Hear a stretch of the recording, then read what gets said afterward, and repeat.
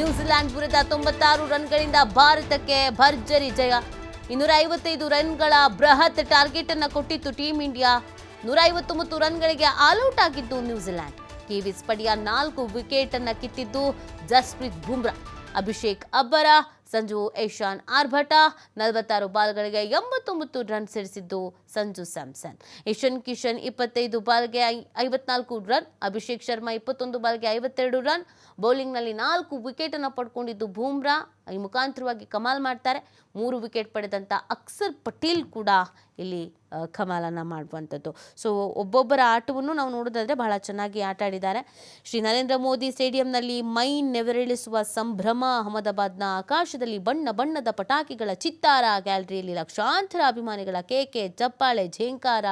Cricket Kashi ಭಾರತದಲ್ಲಿ ಇದು ನವ ಇತಿಹಾಸ ಅಂತ ಕರ್ಕೊಳ್ಳಲಾಗ್ತಾ ಇದೆ. ನ್ಯೂಜಿಲೆಂಡ್ ತಂಡವನ್ನು ಫೈನಲ್ನಲ್ಲಿ ಮಣಿಸಿದಂಥ ಟೀಂ ಇಂಡಿಯಾ ಸತತ 2ನೇ ಬಾರಿಗೆ T20 ವಿಶ್ವಕಪ್ ಟ್ರೋಫಿಗೆ ಮುತ್ತಿಕ್ಕುವ ಮುಖಾಂತರವಾಗಿ ವಿಶ್ವ ಚಾಂಪಿಯನ್ ಪಟ್ಟವನ್ನು ತನ್ನಲ್ಲೇ ಉಳಿಸ್ಕೊಳ್ತಾ ಇದೆ. ಬ್ಯಾಟಿಂಗ್ ಅಬ್ಬರ ಇತ್ತು, ಬೌಂಡರಿ ಸಿಕ್ಸರ್ಗಳ ಸುರಿಮಳೆಗೆ ಇತ್ತು. ಟಾಸ್ ಸೋತು ಮೊದಲು ಬ್ಯಾಟಿಂಗ್ ಮಾಡುವ ಸವಾಲು ಸ್ವೀಕರಿಸಿದಂಥ ಭಾರತಕ್ಕೆ ಆರಂಭದಲ್ಲೇ ಸಿಕ್ಕಿದ್ದು ಸಿಡಿಲ್ ಅಬ್ಬರದ ಆರಂಭ.